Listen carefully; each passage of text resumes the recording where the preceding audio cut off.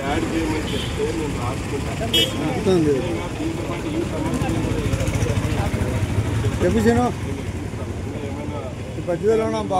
ఏమైనా సమస్యల మీద అధికారులు వేరే వేరే కారణాలతో కానీ ఏమైనా ఇబ్బంది చెప్పండి.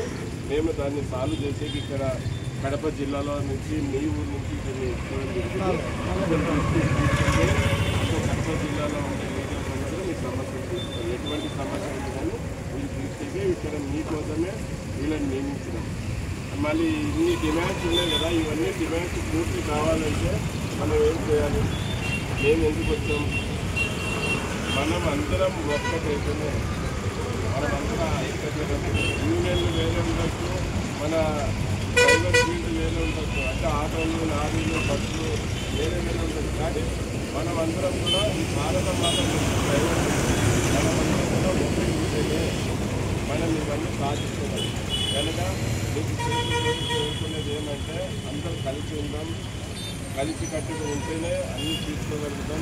అలాగే ఆగస్టు 15న మన ట్యాక్సీ డ్రైవర్ అన్నలకు, ట్యాక్సీలోని ఆటో డ్రైవర్ అన్నలకు అన్యాయం జరగబోతుంది. ఆగస్టు 15 అంటే మనం విజయ ఉత్సవాలు చేసుకుంటాం. ఆ రోజు ఏం చేసుకుంటాం?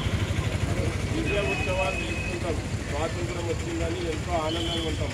స్వాతంత్రం వచ్చిన రోజే మన చంద్రబాబు నాయుడు గారు ఆటో డ్రైవర్లను నాశనం చేసే చూసారు. ఏ విధంగా అంటే ఫ్రీ బస్సులు వదులుతున్నారు ఆడవాళ్ళకి. వాళ్ళు ఫ్రీ